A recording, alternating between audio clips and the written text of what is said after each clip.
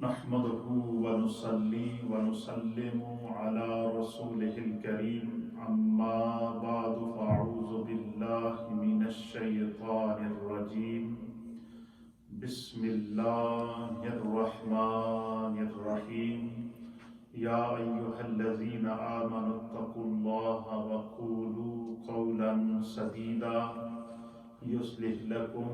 أعمالكم ويغفر لكم ذنوبكم ومن يطع الله ورسوله فقد فاز فوزا عظيما آمنت بالله صدق الله مولانا العظيم وصدق رسوله النبي الأمين الكريم الصلاة والسلام عليك يا سيدي يا رسول الله وعلى آلك وأصحابك يا سيدي يا حبيب الله۔ السلام علیکم سامعین و ناظرین، ہمارا روزمرہ کا پروگرام احکام القرآن آپ کی خدمت میں پیش خدمت ہے، اور اس پروگرام میں ہم انسانی معاشرے کی اصلاح کے سلسلے میں قرآن و حدیث سے پیغامات ربانی اور پیغامات مصطفیٰ کریم صلی اللہ تعالیٰ علیہ وآلہ وسلم ہم جو ہے وہ سوشل میڈیا کے ذریعے اور ریڈیو کے ذریعے اپنے سننے والے ناظرین اور سامعین تک پہنچاتے ہیں۔ قبل اس کے کہ میں آج کے موضوع کے اوپر گفتگو کروں، آج میں چاہوں گا کہ سب سے پہلے ہم اپنے ناظرین کو حافظ محمد قاسم صدیق چشتی عظیم ثناخوان رسول ہیں برمنگھم سے، اور ہمارے بہت ہی پیارے ثناخواں ہیں، نوجوان ثناخواں ہیں، بڑے خوبصورت انداز سے نبی پاک کی ثناخوانی کرتے ہیں۔ تو ہم آپ کو حافظ محمد قاسم صدیق چشتی کی آواز میں نبی پاک کی نعت سنائیں گے، اور نعت کے فوراً بعد انشاءاللہ نبی پاک کی ایک دو احادیث اور پیغام مصطفیٰ تک پہنچایا جائے گا۔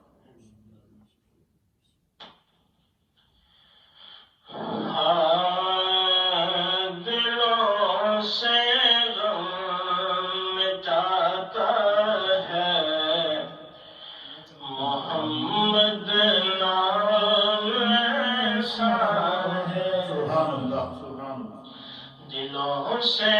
غم مٹاتا ہے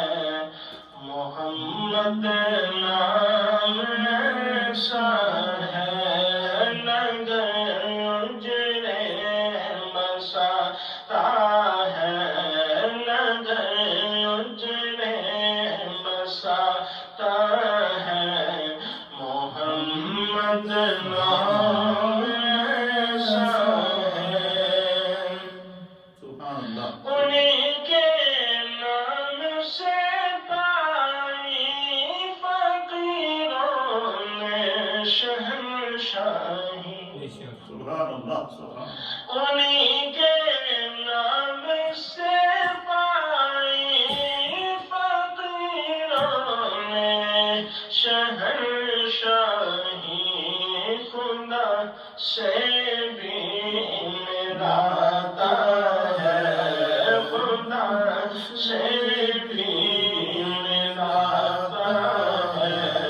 محمد نام ایسا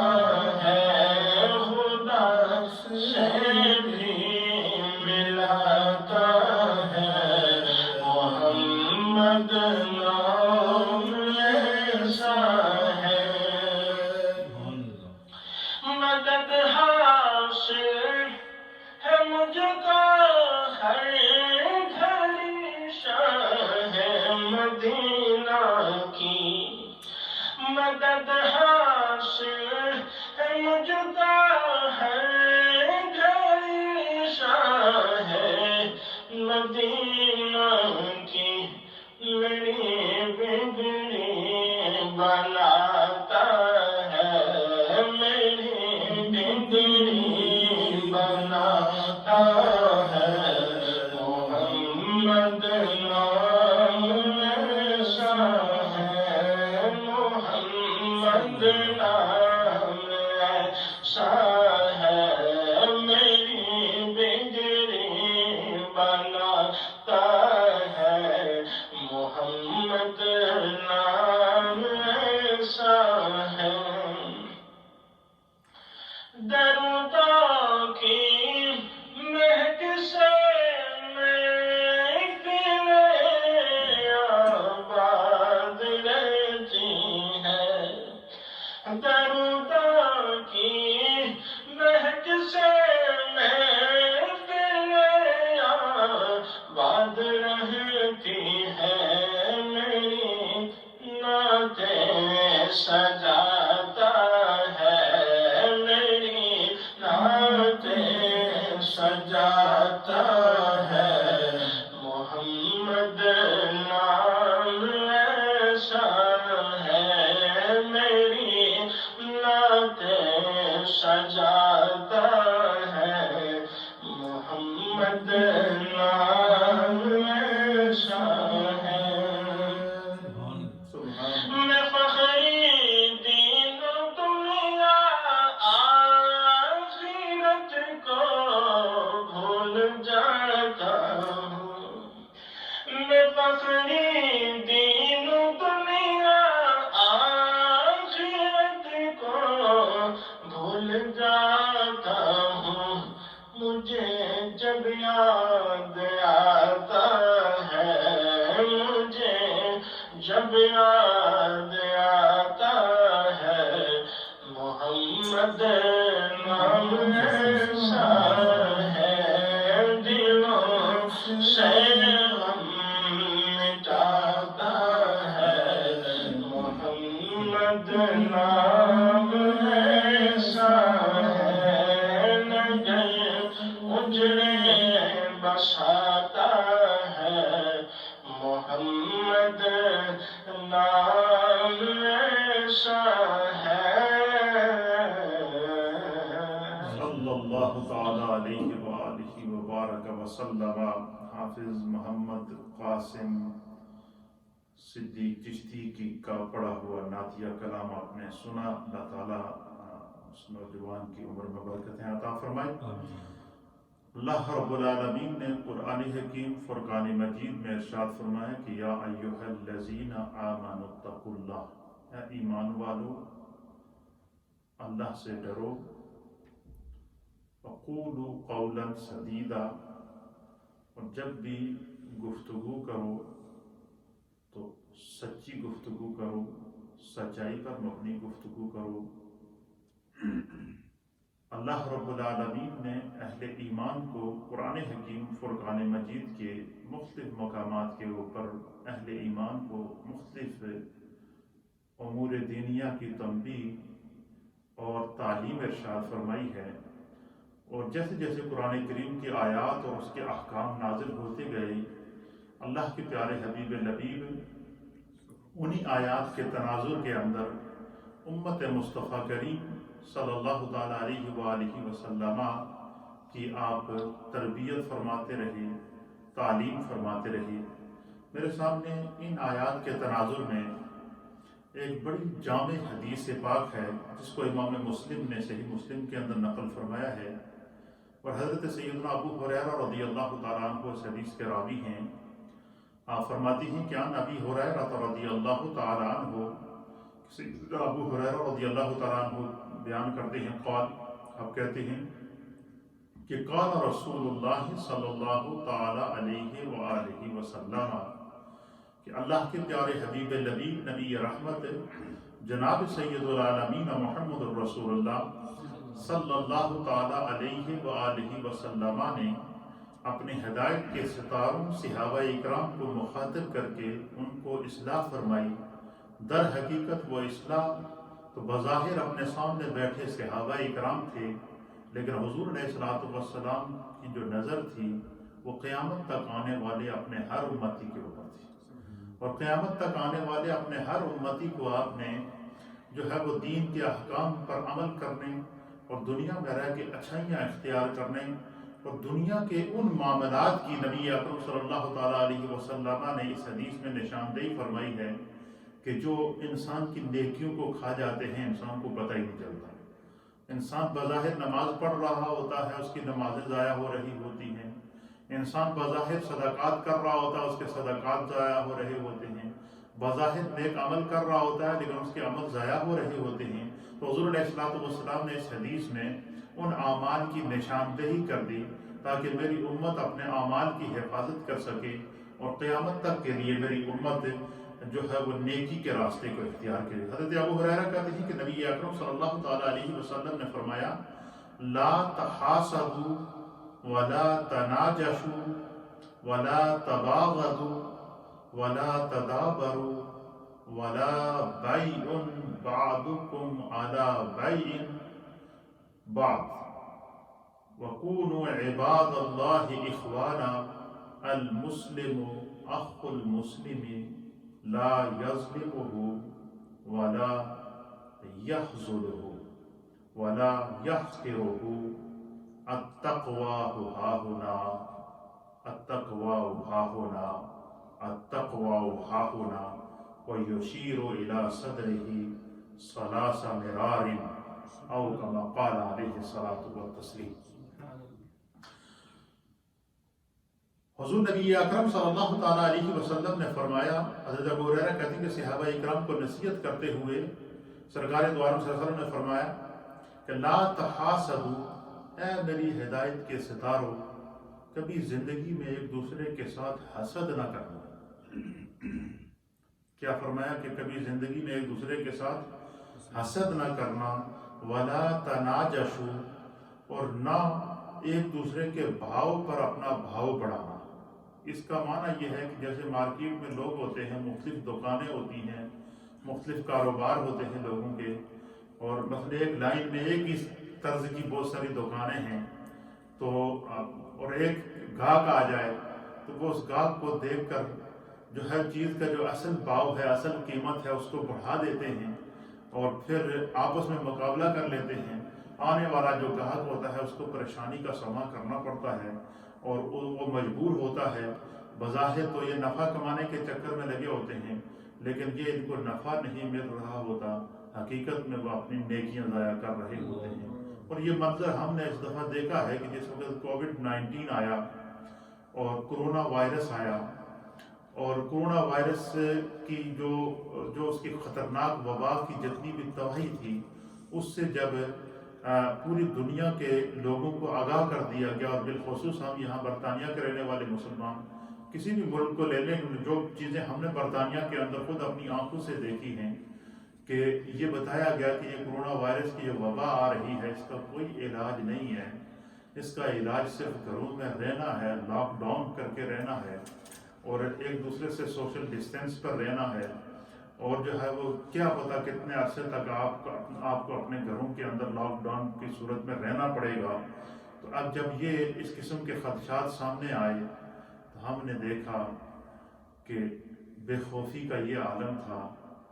اور لوگوں کے اندر حسد کا یہ عالم تھا، لوگوں کے اندر لالچ کا یہ عالم تھا کہ وہ بجائے خدا کا خوف کرتے، بجائے استغفار کرتے، بجائے توبہ کرتے، بجائے اپنے گناہوں کو یاد کرتے کہ اللہ ہمیں کسی عذاب میں مبتلا نہ کرے، اللہ ہمیں کسی ایسی آزمائش میں نہ ڈالے جس کو اٹھانے کی ہم میں طاقت نہ ہو، تو لوگوں نے اپنے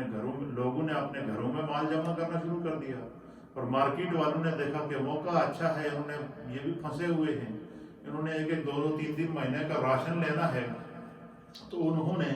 چیزوں کی قیمتیں بڑھانا شروع کر دی، اور چیزوں کی قیمتیں اس حد تک بڑھائی ہیں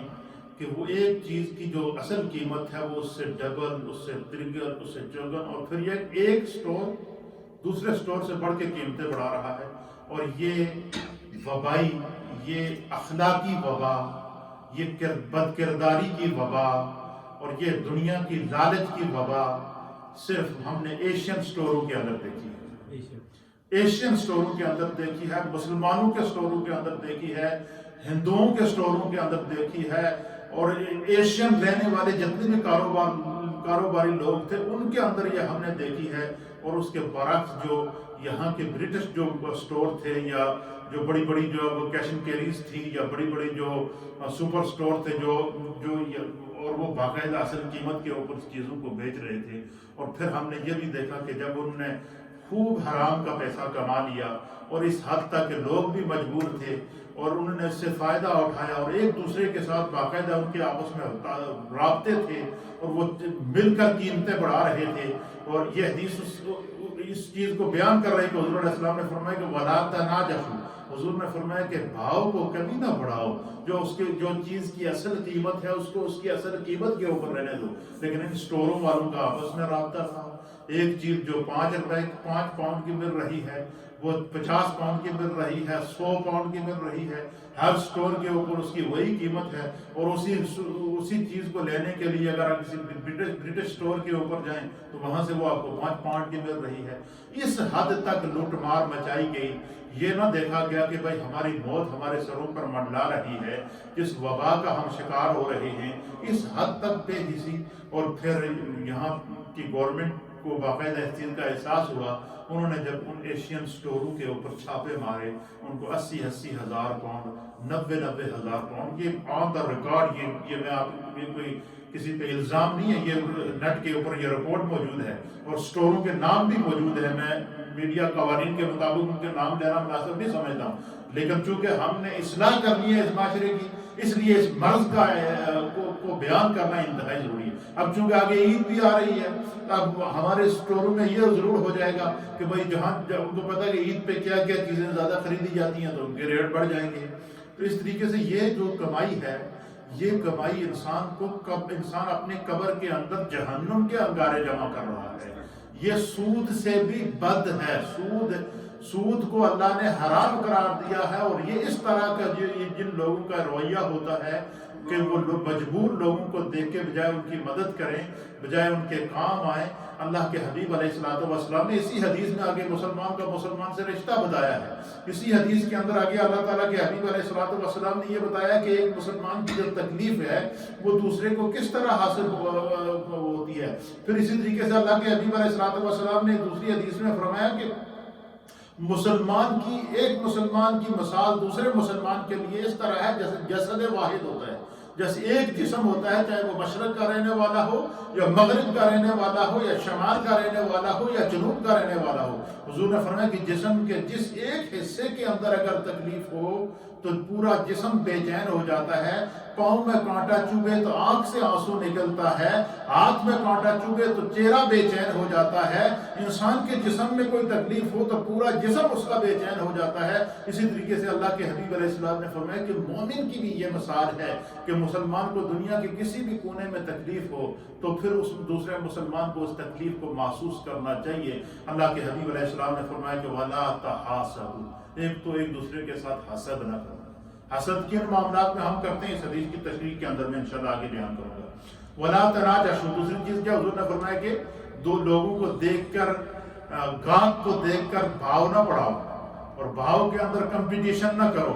اور لوگوں کی مجبوریوں سے فائدہ نہ اٹھاؤ۔ اور تیسری چیز کیا، وَلَا تَبَاغَضُوا، حضور نے فرمایا کہ ایک دوسرے کو دیکھ کر غضبناک نہ ہوا کرو، اس غضب کو اللہ کے عذاب کے لیے چھوڑ دو۔ تمہیں خدا نے جو زندگی دی ہے اس پر ایک پل کی خبر نہیں ہے،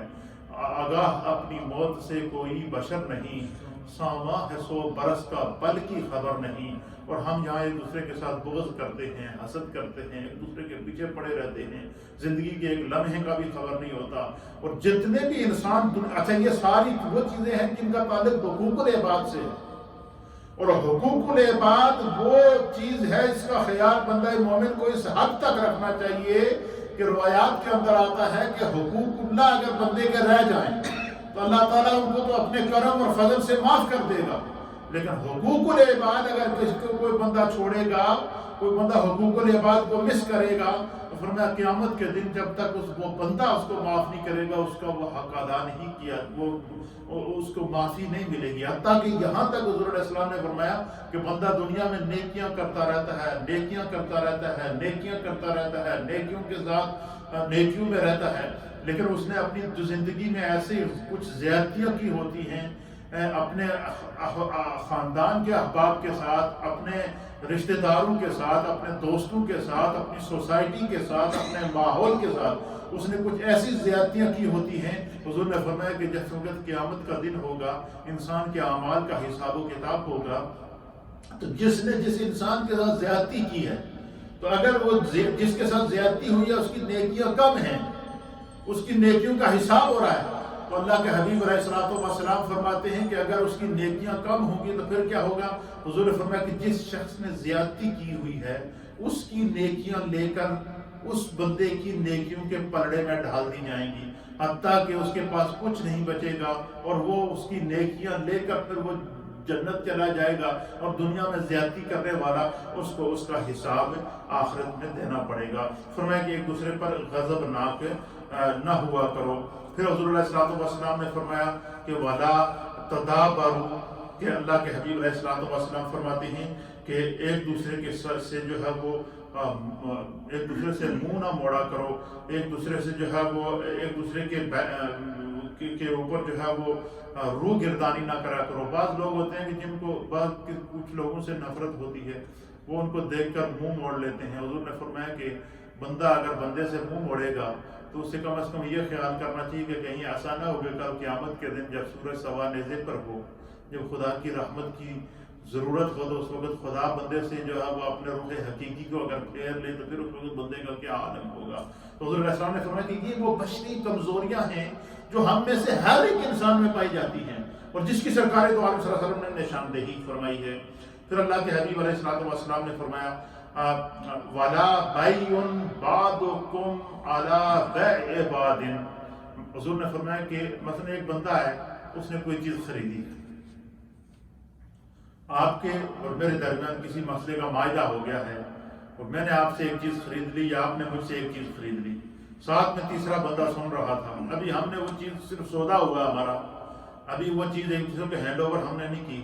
کوئی دوسرا بندہ سن رہا تھا، اس نے سوچا کہ یار یہ کیوں خریدے، کیوں نہ کہ میں اس کو ذرا آفر دے کر، سودا ہو چکا ہے، ان کا بیع ہو چکی ہے اور آپس میں معاہدہ بھی ہو چکا ہے، اب بیچ میں تیسرا بندہ پڑھ کر جب وہ اس بندے کو بیچنے والے کو آفر دے دیتا ہے کہ بھائی میں تم کو زیادہ آفر دیتا ہوں، اور یہ چیزیں ہماری زمینوں کے سودوں میں، مکانوں کے سودوں میں، جانوروں کے سودوں کے اندر، یہ اکثر ہمارے لوگوں کے اندر یہ مرض پایا جاتا ہے کہ سودا ہو جاتا ہے تو بعد میں تیسرا بندہ بیچ میں انٹری کرتا ہے اور وہ اسے کہتا ہے جی کہ میں تمہیں اس سے اتنے 1000 روپے زیادہ دے دوں گا یا اتنے 1000 پاؤنڈ زیادہ دے دوں گا، یہ چیز اس کو دینے کے بجائے مجھے دے دے۔ وہ اگر اس کو پیسوں کی لالچ میں نہیں کرنا چاہیے، کیونکہ معاہدہ ہو چکا ہے، وعدہ ہو چکا ہے، سودا ہو چکا ہے، بیع ہو چکی ہے، لہذا ایسا نہ کریں۔ سرکار دو عالم صلی اللہ علیہ وسلم نے فرمایا کہ اگر تم دیکھو کہ کسی بندے کے درمیان کسی معاملے میں بیع ہو گئی، سودا ہو گیا،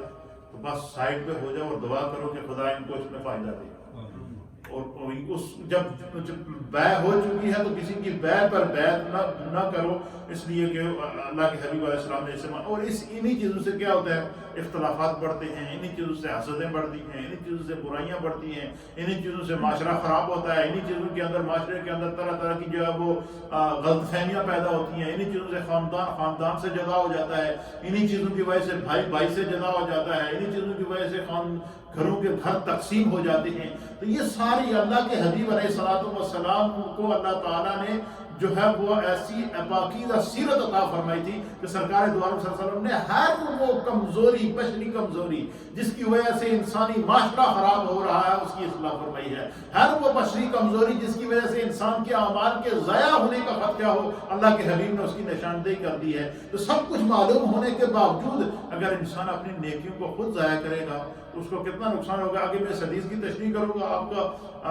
ایمان تازہ ہو جائے گا کہ دیکھو بظاہر تو یہ چھوٹی چھوٹی نصیحتیں ہیں، لیکن ہر ایک کے پیچھے کتنا بڑا راز چھپا ہے۔ پھر نبی اکرم صلی اللہ علیہ وسلم نے یہ نصیحتیں کرنے کے بعد پھر فرمایا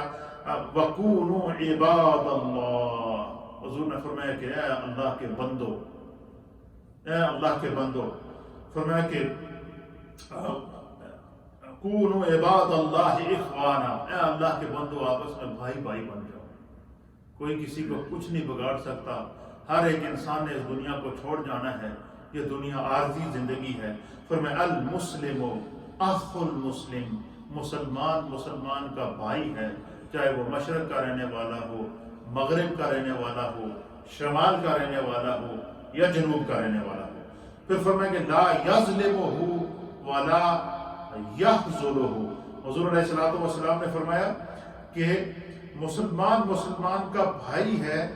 اور فرمایا کہ وہ مسلمان نہ وہ اس پر کبھی ظلم کرتا ہے، کہ جو مسلمان ہوگا جس کے اندر دین موجود ہوگا، جس کے اندر اسلام موجود ہوگا، جس کے اندر نور کی دین کے، اللہ کے دین کے اور نبی پاک صلی اللہ علیہ وسلم کی سیرت کے کردار کا نور موجود ہوگا، وہ کبھی یہ نہیں چاہے گا کہ اس کے ہاتھ سے کسی کے اوپر ظلم ہو۔ فرمایا ظالم کبھی نہ بنو، نہ کسی کے ساتھ ظلم کرو۔ فرمایا مسلمان کا بھائی ہے، وہ اس پر کبھی ظلم نہیں کرتا، اور نہ ہی مسلمان کی یہ کبھی سوچ ہونی چاہیے۔ لیکن یہ ساری رذیل بیماریاں، ساری معاشرے کی نیکیوں کو تباہ کرنے والی کمزوریاں ہم سب کے اندر یہ موجود ہیں۔ اللہ تعالی ہم سب کو اس سے بچا کے رکھے۔ پھر اللہ کے حبیب علیہ السلام نے فرمایا کہ جو ہے وہ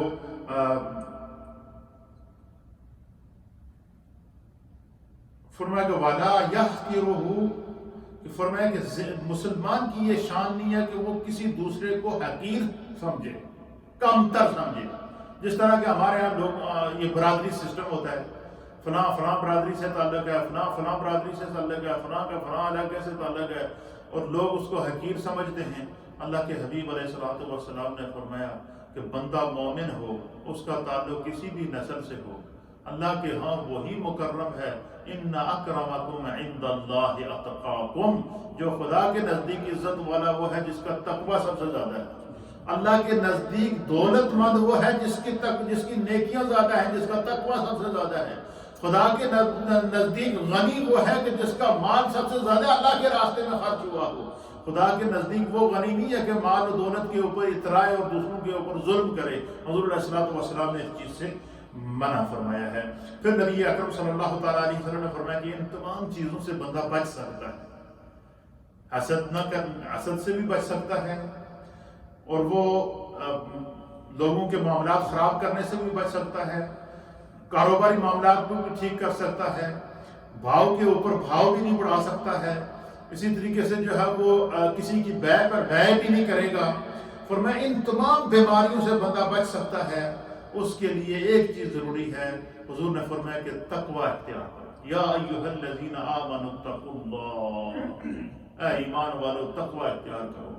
وقولوا قولا سدیدا، فرمایا جس کے دل کے اندر تقوی موجود ہوگا، وہ جب بھی زبان سے بات نکالے گا وہ سچی بات نکالے گا، وہ حق کی بات نکالے گا، اس کی زبان سے نکلی ہوئی بات کسی کو دکھ نہیں پہنچائے گی، اس کی زبان سے نکلے ہوئے کلمات کسی کو زخمی نہیں کریں گے، اس کی زبان سے نکلی ہوئی کلمات کسی کو تکلیف نہیں پہنچائیں گی۔ اللہ کے حبیب علیہ السلام نے فرمایا کہ تقوی اختیار کرو، اور پھر سرکار دو عالم صلی اللہ تعالیٰ علیہ وسلم نے فرمایا یہ جو تقوی کا نور ہے یہ انسان کے اپنے دل سے پیدا ہوتا ہے۔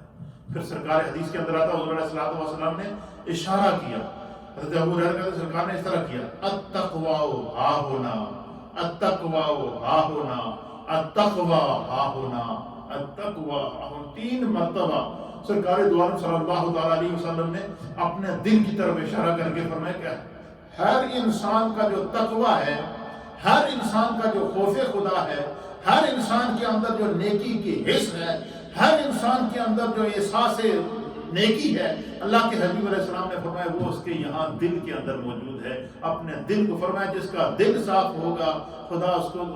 اس کے لیے نیکیوں کا نور پیدا کر دے گا، اور پھر جو بندہ جس کا دل کے اندر تقوی کا نور موجود ہو وہ بندہ کسی سے زیادتی نہیں کرتا۔ پھر کیا ہوتا ہے سیماہم فی وجوہہم، پھر ان کے چہروں کے اوپر خدا بندے کو جو اس کے اثرات ظاہر کر دیتا ہے، ان کا چہرہ اس طرح ہو جاتا ہے اذا رؤوا ذکر اللہ، جب بندہ اس نیک بندے کا چہرہ دیکھتا ہے تو اس کو خدا یاد آ جاتا ہے کہ ایسا حسین چہرہ کسی نیک بندے کا ہی ہو سکتا ہے۔ اللہ کے حبیب علیہ السلام نے اس حدیث کے اندر مزید سینے کی طرف اشارہ کر کے کہا کہ مسلمان جو ہے دوسرے کو حقیر نہ جانے، اور مسلمان کا سب کچھ، پھر نبی پاک صلی اللہ علیہ وسلم نے ایک دوسرے کی جانوں کی اور مالوں کی حفاظت کی جو ہے وہ نصیحت فرمائی ہے۔ اللہ کے حبیب علیہ السلام نے فرمایا کہ کل مسلم علی مسلم حرام دمہ و مالہ و عرضہ، اللہ کے حبیب علیہ السلام نے فرمایا کہ ہر مسلمان پر حرام ہے کہ وہ کسی کا ناحق خون بڑھائے، کسی کو ناحق زیادتی کرے، کسی کے ساتھ ظلم کرے، کسی کو قتل کرے، کسی کا کسی کا ناحق خون بہائے، فرمایا کہ یہ اللہ نے اس پر حرام کر دیا ہے۔ صرف یہی نہیں، وَمَالُهُ، فرمایا کہ دوسرے مسلمان کے مال اور دولت کو دیکھ کر اس سے حسد کرنا، بلکہ انسان کے ذمہ ہے کہ اس کے مال اگر کہ کسی وقت اس کو اس کی حفاظت کرنی پڑے تو اس کو اپنے مال سے زیادہ حفاظت کرے۔ یہی وجہ ہے کہ نبی اکرم صلی اللہ تعالیٰ علیہ وسلم ہجرت کر کے جا رہے ہیں، کفار کے ظلم و ستم سے جو ہے وہ کوئی ایسی ظلم نہیں تھا کفار نے جو نہ کیا ہوا ہو، تو اللہ کے حبیب علیہ الصلوۃ والسلام جب ہجرت کے لیے جا رہے ہیں، آپ مولا کائنات کو بلا کر کہہ رہے ہیں فلاں کافر نے میرے پاس فلاں امانت رکھی تھی، فلاں کا فلاں چیز میرے پاس رکھی ہوئی ہے، فلاں کی فلاں چیز میرے پاس رکھی ہوئی ہے، علی یہ سب کو لوٹا کر واپس آنا، یہ سب کو لوٹا کر تم آ جانا۔ تو حضور علیہ الصلوۃ والسلام نے فرمایا کہ مسلمان کا ناحق خون بہانا مسلمان کے لیے حرام ہے، وہ کسی کا بھی ناحق خون بہائے۔ اور قرآن کریم کے بھی اللہ تعالیٰ نے اس طرح اشارہ فرمایا، من قتل نفسا بغیر نفس او فساد فی الارض فکأنما قتل الناس جميعا۔ اللہ فرماتا ہے کہ جس نے کسی جان کو کسی بے گناہ انسان کو بغیر کسی وجہ کے قتل کیا، اللہ فرماتا ہے کہ اس نے ایک انسان کو قتل نہیں کیا، فکأنما قتل الناس جميعا۔ اور اسی آیت کے آگے جا کر فرمایا کہ جو بندہ کسی دوسرے کی مدد کرتا ہے،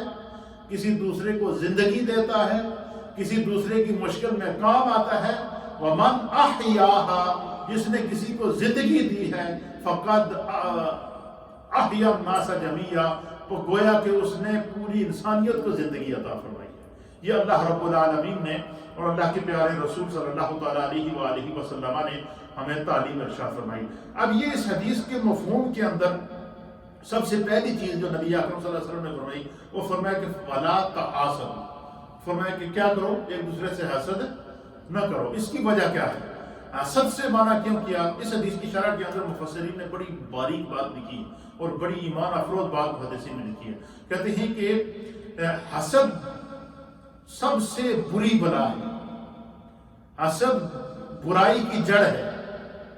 حسد جس بندے کے سینے کے اندر پیدا ہو جائے، وہ قتل بھی کر جاتا ہے، وہ گناہ بھی کر جاتا ہے، وہ زنا بھی کر جاتا ہے، وہ دنیا کا ہر برا کام جو ہے وہ کر گزرتا ہے، کیونکہ اس کے دل سے جو ہے وہ نیکی کی جو جذبہ ہوتا ہے، کیا ہوتا ہے، وہ نیکی کے نور سے محروم ہو جاتا ہے۔ فرمایا کہ جب انسان حسد کرتا ہے تو حسد کا اثر اس کے دماغ کے اوپر ہوتا ہے، اور جب دماغ پہ ہوتا ہے تو پھر دل پہ ہوتا ہے، دل پر ہوتا ہے تو وہ نیکی کے نور سے محروم ہو جاتا ہے۔ اسی وجہ سے قرآن حکیم فرقان مجید کی سورہ فلق کے اندر اللہ تعالیٰ نے اپنے حبیب کو فرمایا کہ اپنے رب سے یہ ضرور دعا کیا کریں، کیا دعا کریں، وَمِن شَرِّ حَاسِدٍ إِذَا حَسَدَ، کہ اللہ حسد کرنے والوں کی شر سے مجھے محفوظ فرما۔ حسد کرنے والا خود تو اپنی نیکیاں جلا رہا ہوتا ہے، لیکن اس کی شر سے کئی خاندان تباہ ہو جاتے ہیں، اس کی شر سے کئی علاقے تباہ ہو جاتے ہیں، اس کی شر سے لوگوں میں نفرتیں پیدا ہو جاتی ہیں، اس کی شر سے علاقوں کے علاقے تباہ ہو جاتے ہیں۔ اور فرمایا کہ بلکہ ایک حدیث کے اندر نبی پاک صلی اللہ تعالیٰ علیہ وسلم نے فرمایا کہ جو جس انسان کو حسد کی بیماری، اس لیے حضور نے حدیث کے اندر فرمایا وَلَا تَحَاسَدُوا، حسد نہ کرو۔ قرآن میں اللہ فرماتا ہے کہ اللہ سے ہمیشہ پناہ مانگو، وَمِن شَرِّ حَاسِدٍ إِذَا حَسَدَ، کہ حسد کرنے والے کی شر سے اللہ ہمیں پناہ عطا فرما۔ اور نبی پاک صلی اللہ تعالیٰ علیہ وآلہ وسلم نے فرمایا کہ یہ حسد اتنی بری بیماری ہے، حسد اتنی بری بیماری ہے، اتنی بری بیماری ہے۔ حضور علیہ السلام نے فرمایا کہ حسد انسان کی نیکیوں کو اس طرح کھا جاتی ہے جیسے لکڑیوں کو آگ کھا جاتی ہے۔ سوکھی لکڑیوں کو آگ کے اندر ڈالیں تو وہ لکڑیاں جل کر راکھ بن جاتی ہیں۔ حضور نے فرمایا کہ حسد کرنے والا انسان تو بظاہر یہ سوچ رہا تھا کہ میں دوسرے بندے کو نقصان پہنچا رہا ہوں، ورنہ اس کا تو کچھ نہیں بگڑتا، اس کی نیکیاں اس طرح جل رہی ہوتی ہیں، اس کی نیکیاں اس طرح راکھ ہو رہی ہوتی ہیں کہ جس طرح جلتی ہوئی آگ میں خشک لکڑیاں ڈالیں اور تھوڑی دیر کے بعد آپ دیکھیں گے آپ کو لکڑی نظر نہیں آئے گی، صرف آپ کو اس کا گودا ہی نظر آئے گا اور وہ صرف خاک ہی خاک، اس کی راکھ ہی راکھ نظر آئے گی۔ فرمایا حسد نیکیوں کو کھا جاتی ہے۔ اسی لیے علماء اور محدثین نے لکھا کہ حسد کرنا حرام ہے، کیونکہ اللہ نے قرآن میں بھی حسد سے منع کیا اور نبی پاک صلی اللہ علیہ وسلم نے مسلم شریف کی اس حدیث کے اندر بھی دوسرے سے حسد کرنے سے منع کیا ہے۔ تو فرمایا کہ یہ حسد کرنا حرام ہے، اس سے ہر حال میں بچنا چاہیے۔ اور حسد کے حرام ہونے کی ایک سب سے بڑی وجہ یہ ہے کہ جس کو اللہ تعالیٰ نے جو کچھ دیا ہے اللہ تعالیٰ نے اپنی حکمت سے دیا ہے، اور حسد کرنے والے کو یہ اعتراض ہوتا ہے کہ اس کو یہ چیز کیوں ملی ہے، اس کو یہ مقام کیوں ملا ہے، اس کو دولت کیوں ملی ہے، اس کو اقتدار کیوں ملا ہے، اس کو عزت کیوں ملی ہے، اس کو مقام کیوں مل گیا ہے، یہ اتنا بڑا آدمی کیسے بن گیا، وہ اسی حسد میں لگا رہتا ہے۔ تو فرمایا کہ حالانکہ وہ منصب، وہ دولت، وہ مقام، وہ کاروبار، وہ دولت، وہ اقتدار، جو کچھ بھی انسان کو اللہ تعالیٰ عطا کرتا ہے وہ اپنے فضل سے عطا کرتا ہے۔ فرمایا کہ وہ تو خدا کی طرف سے اس کو عطا کردہ ہوتا ہے، اور بندہ حسد میں رہتا ہے کہ یہ چیز اس سے ضائع ہو، بندہ حسد میں رہتا ہے کہ اس کا مال ضائع ہو، بندہ اس سے حسد کرتا ہے کہ اس کا کاروبار ضائع ہو، بندہ اس سے حسد کرتا ہے کہ اس کی جو ہے وہ جو عزت معاشرے کے اندر ہے وہ گر جائے۔ تو فرمایا کہ وہ حقیقت میں اس بندے کے خلاف نہیں کر رہا ہوتا، وہ خدا کے اس فیصلے کو چیلنج کر رہا تھا جو اللہ نے رکھا اس کو کیا، کیونکہ وہ اس بندے کی کوئی نیکی، کوئی اچھائی، کوئی خوبی اللہ کو پسند ہے، اللہ نے وہ خدا کا شکر ادا کر رہا ہوگا، اور اس کا فیصلہ ہے لَئِن شَكَرْتُمْ لَأَزِيدَنَّكُمْ کہ جو خدا کا شکر ادا کرتا ہے اللہ اس کا اضافہ کرتا ہے۔ مال دیا تو شکر ادا کیا تو اور مال دے دیا، جان دیا تو شکر ادا کیا تو اللہ نے صحت عطا فرما دی۔ اسی طریقے سے جو کچھ اللہ تعالیٰ انسان کو جو ہے وہ عطا کرتا ہے تو انسان کے اندر بجائے تکبر کے عاجزی آتی ہے، انکساری آتی ہے، خدا کا شکر ادا کرتا ہے، اللہ اس میں اضافہ کرتا ہے۔ تو محدثین کہتے ہیں کہ حسد کے حرام ہونے کی یہاں ایک وجہ ہے، دوسری وجہ یہ ہے کہ یہ اتنی خطرناک بیماری ہے کہ جس انسان کو اللہ کچھ عطا کرے تو حاسد اس سے حسد کرتا ہے کہ یہ مال اس سے نہ ہو، تو پھر گویا کہ وہ خداوند قدوس کے فیصلے کو چیلنج کر رہا ہوتا ہے، اور اللہ کے ساتھ براہ راست، اس کا آسان ترجمہ یہ ہے کہ وہ براہ راست خدا سے ٹکر لے رہا ہوتا ہے، وہ براہ راست اللہ تعالیٰ کے قانون کو اور اللہ تعالیٰ کے فیصلوں کو چیلنج کر رہا ہوتا ہے۔ اور فرمایا کہ جو حسد کرنے والا یہ چاہتا ہے کہ یہ نعمت فلاں شخص کے پاس نہ رہے، در حقیقت یہ اللہ تعالیٰ پر اعتراض ہے، اور کہ اس نے اس کو کیوں نوازا ہے، اور حکمت کے خلاف ہے کہ اللہ پر اعتراض بندہ کرے، کیونکہ خداوند قدوس جو ہے وہ علیم بذات الصدور ہے، وَإِنَّ اللَّهَ عَلَىٰ كُلِّ شَيْءٍ قدیر ہے، وہ خالق و مالک ہے۔ اور اس وجہ سے جو فرمایا کہ بندہ جب کسی سے حسد کرتا ہے تو اپنی نیکیوں کا ضائع کر دیتا ہے۔ پھر دوسری وجہ یہ لکھی کہ جب کسی کو حسد ہو جاتا ہے، تو میرے استاد محترم لکھتے ہیں کہ جب کسی کو حسد ہو جاتا ہے تو جس سے حسد کرتا ہے اس کو نقصان پہنچانے کے در پہ رہتا ہے، اس کی غیبت کرتا ہے، اس کی جانی اور مالی نقصان کو پہنچانے کی فکر میں رہتا ہے، اور جس کی وجہ سے بڑے بڑے گناہوں میں گر جاتا ہے، پھر ایسے شخص کو اول تو نیکی کرنے کا موقع ہی نہیں ملتا، اور اگر نیکی کر گزرتا ہے تو وہ اپنی حسد کی وجہ سے اپنی نیکی کو ختم کر دیتا ہے۔ یعنی اس کے اتنے بڑے نقصانات ہیں، یعنی بظاہر تو بندہ کسی کو کہہ دیتا ہے کہ بھائی دیکھو کتنے، اور اس حدیث میں ہم وہی الفاظ ہیں، حضور نے فرمایا وَلَا تَحَاسَدُوا، حسد نہ کرو، صرف دو الفاظ تھے، لیکن اس حسد کی کیوں نہ کرو، اس کے کتنے نقصانات ہیں یہ آپ اس حدیث کی تشریح کے اندر آپ دیکھیں کتنی بڑی اس کے، یعنی انسان کا مال ضائع، اس کی نیکیاں ضائع، اس کی عمر ضائع، اس کی دنیا برباد، اس کی آخرت برباد، اور دنیا میں نیکیاں کرنے کے باوجود اگر انسان کی وہ نیکیاں واپس، اچھا یہ بھی نبی پاک صلی اللہ علیہ وسلم کی حدیث ہے کہ جو بندہ جس سے حسد کرتا ہے تو وہ اگر اس نے اس حسد کی وجہ سے اس کے ساتھ زیادتی کر دی تو اس کی نیکیاں لے کر اس کو دے دی جائیں گی جس کے ساتھ حسد کی ہے، نیکیاں بھی گئی، مال بھی نہ ملا، کاروبار بھی نہ ملا، دولت بھی نہ ملی، دوسرے کو نقصان بھی پہنچایا، اپنا نقصان بندہ زیادہ کرتا ہے۔ حاسد بندہ فرمایا اپنے آپ کو ہلاکت میں ڈال رہا ہوتا ہے، اور حسد کی ایک قسم ساتھ میں غیبت بھی ہے۔ حضور علیہ السلام نے فرمایا جو دوسروں کی پیٹھ کے پیچھے ان کی باتیں کرتا ہے، اور جو ایسے عیب جو دوسرے کے بندے کے اندر موجود نہیں ہیں، حضور نے فرمایا کہ وہ پیٹھ کے پیچھے باتیں کرنے والا گویا کہ اللہ کہتا ہے کہ اس نے اپنے مردہ بھائی کا گوشت کھایا ہے۔ یعنی اس حد یہ وہ رذیل بیماریاں ہیں جو ہر روز ہمارے معاشرے کے اندر ہر انسان کے اندر پائی جاتی ہیں، اور جن سے سبق سیکھنا ہمارے لیے ہر ایک کے لیے ضروری ہے۔ اس لیے میں نے اس موضوع کا انتخاب کیا کہ رمضان کا مہینہ ہے، لوگ گھروں میں موجود ہیں، بات سنتے بھی ہیں، تو ہم کیوں نہ وہ بات کریں جس سے معاشرے کی اصلاح ہو، جس سے ہم جو ہے وہ سبق حاصل کریں۔ پھر نبی اکرم صلی اللہ تعالیٰ علیہ وسلم کی حدیث ہے، اسی حدیث کے اندر حضور علیہ الصلوۃ والسلام نے آگے جا کر فرمایا کہ پھر کہ حضور علیہ السلام نے اس کے آگے جا کے اسی کے آگے فرمایا کہ حضور علیہ السلام نے فرمایا کہ ایک دوسرے سے بغض نہ رکھو، ایک دوسرے کے ساتھ کیا کرو، بغض نہ رکھو۔ فرمایا کہ سرکار دو عالم صلی اللہ علیہ وسلم نے فرمایا کہ پہلی امتوں کا جو مرض تھا وہ حسد تھا۔ حضور علیہ السلام نے پہلی امتوں کا جو ان پہ اوپر جو عذاب آئے ہیں ان میں سے سب سے بڑا جو مرض ان امتوں کے اندر پایا جاتا تھا وہ حسد اور بغض کا مرض پایا جاتا تھا۔ اور حضور علیہ السلام نے فرمایا کہ ایک دوسرے سے حسد کرنے والا اس طرح ہے جس طرح بال مونڈنے والا استرا ہوتا ہے۔ فرمایا کہ استرا بندہ لے ہاتھ میں اور اس کے ساتھ جب وہ بال مونڈتا ہے تو جب استرا بالوں پہ چلاتا ہے تو اس استرے کی زد میں چھوٹے بڑے سارے بال آ جاتے ہیں، وہ بالکل جڑوں سے اس کو صاف کر دیتا ہے اور صاف کر دیتا ہے۔ فرمایا کہ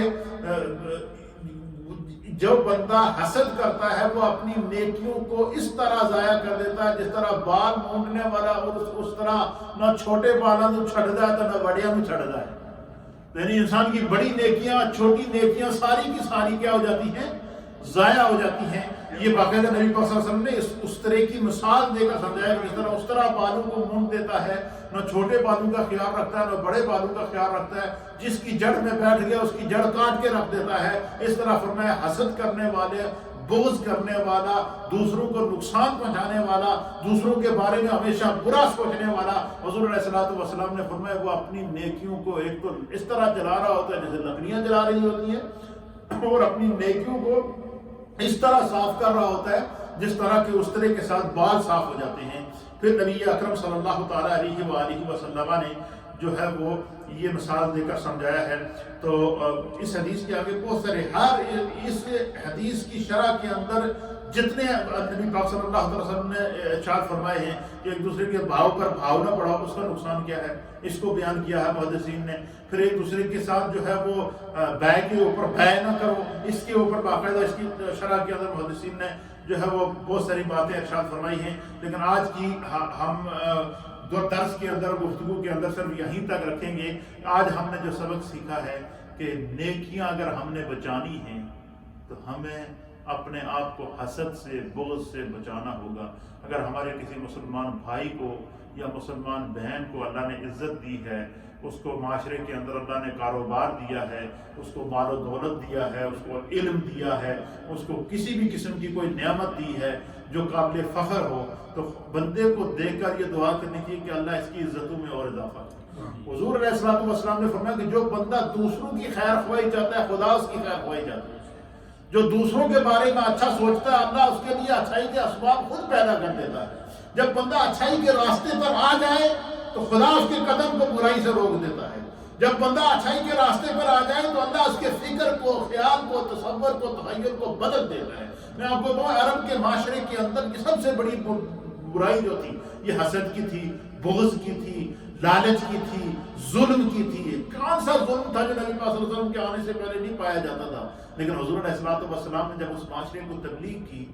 اور حضور علیہ السلام نے جب لوگوں کو ان برائیوں سے آگاہ کیا اور ان کے نقصانات بتائے اور صحابہ اکرام جب ایمان لائے، اللہ اکبر، تاریخ اس منظر کو بیان کرتی ہے کہ جو صحابی جس زندگی میں ایمان لایا اس نے اپنی زندگی کو بدل دیا۔ حضرت ابوبکر صدیق جب سب سے پہلے ایمان لائے مردوں میں، آپ کی عمر مبارک اس وقت 38 ایئر تھی۔ کتنی؟ 38 ایئر۔ یہ انسان کی جوانی ہوتی ہے، جوانی بالکل عروج ہوتا ہے جوانی کا۔ 38 ایئر، اور پھر مکے کے سب سے بڑے کیا تاجر تھے، مکے میں چیف جسٹس کی آپ کی حیثیت تھی، اتنا بڑا منصب رکھنے والا شخص، اتنا بڑا مقام رکھنے والا شخص، اتنا کاروبار اور تجارت رکھنے والا شخص، جیسے ہی مصطفیٰ کریم کی نگاہ پڑی اپنی جوانی کو بدل دیا۔ اسی طریقے سے جب صحابہ اکرام ایمان لاتے گئے، کسی کی عمر 60 سال، کسی کی 90 سال، ام المؤمنین سیدہ خدیجہ الکبریٰ رضی اللہ تعالیٰ عنہا جو مکے کی سب سے بڑی تاجرہ تھی اور حضور علیہ السلام پر جب ایمان لائیں تو اس وقت ان کی عمر 56 ایئر تھی۔ جب حضور پر ایمان لے کر آئیں تو اس وقت ان کی عمر تقریباً 55 یا 56 ایئر تھی، کیونکہ جس وقت حضور علیہ السلام کا جو ہے وہ آپ کے ساتھ نکاح ہوا تو خدیجہ الکبریٰ کی عمر 40 سال تھی اور حضور علیہ السلام کی عمر 25 سال تھی۔ اور حضور علیہ السلام نے اس کے بعد 15 سال بعد اعلان نبوت کیا، تو 40 میں آپ 15 سال اور شامل کریں تو 55 ایئر بنتی ہیں۔ 55 ایئر کے اندر سب سے پہلے اللہ کے حبیب پر ایمان لانے والی سیدہ خدیجہ الکبریٰ نے اپنا مال، دولت، خاندان، ہر چیز سرکار کے نام قربان کر کے اپنی زندگی کو بدل دیا۔ قیامت تک کے لیے اللہ تعالیٰ نے ام المؤمنین کو مومنوں کی ماں قرار دیا،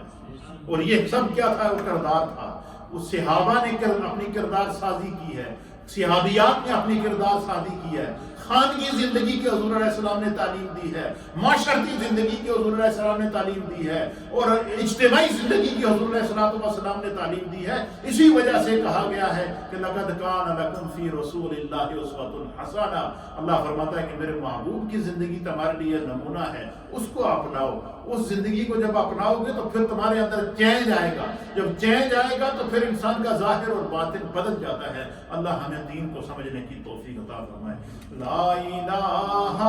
الا اللہ، الا اللہ، الا اللہ، لا الہ الا اللہ، الا اللہ، الا اللہ، لا الہ الا اللہ، الا اللہ، الا اللہ، لا الہ الا اللہ محمد رسول اللہ۔ اللہ اللہ اللہ اللہ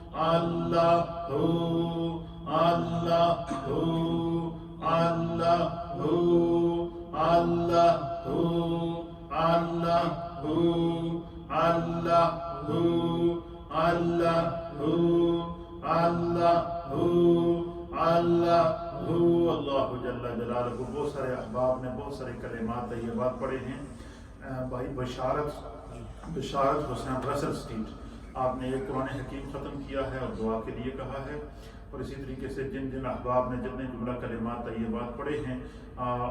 تمام احباب کے مرحومین اور بالخصوص نبی پاک صلی اللہ علیہ وسلم کی امت کو اور اس سے مغفرت اور جہنم سے آزادی والے عشرے کے اندر ایصال ثواب کرتے ہیں۔ اللہم صلی علی سیدنا و نبینا و مولانا محمد وعلی آل سیدنا و نبینا و مولانا محمد صلاة دائمة مقبولة تؤدی بها عنا حقہ العظیم۔ اللہم ربنا اغفر لنا ولوالدینا ولاساتذتنا ولمشائخنا ولجميع المؤمنين والمؤمنات والمسلمين والمسلمات الأحياء منهم والأموات يا رب بالمصطفى بلغ مقاصدنا واغفر لنا ما مدى يا واسع الكرم۔ یا اللہ جتنے جملہ کلمات طیبات پڑھے گئے ہیں جو ایک قرآن حکیم بائی بشارت کی طرف سے ختم کیا گیا ہے، اللہ اپنی بارگاہ میں قبول فرمائے۔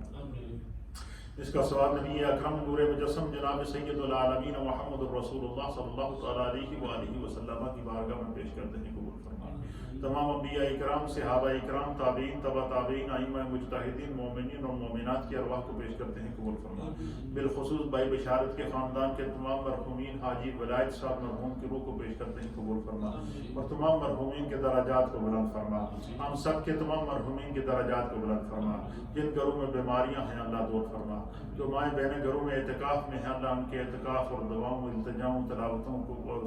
استغفار اور تسبیحات کو قبول فرما۔ روئے زمین پر جو معتکفین ہیں اللہ ان کے اعتکافوں کو قبول فرما۔ اے اللہ اسلام پر زندگی عطا فرما، ایمان کامل پر خاتمہ نصیب فرما، مرنے سے پہلے کلمہ طیبہ اور سچی توبہ کی توفیق عطا فرما، اسلام پر زندگی اور ایمان کامل پر خاتمہ ہم سب کا مقدر فرما، اپنی اور اپنے محبوب کی سچی محبت اور اتباع عطا فرما، مقبوضہ کشمیر کے مظلوم مسلمانوں کو آزادی عطا فرما، فلسطین کے مظلوم مسلمانوں کو آزادی عطا فرما، دنیا بھر کے محکوم اور مجبور مسلمانوں پر کرم فرما۔ یا رب بالمصطفیٰ بلغ مقاصدنا واغفر لنا ما مضى یا واسع الکرم۔ یا اللہ اپنے پیارے حبیب کے صدقے اس دنیا سے اس کرونا وائرس کی وبا کو ختم فرما،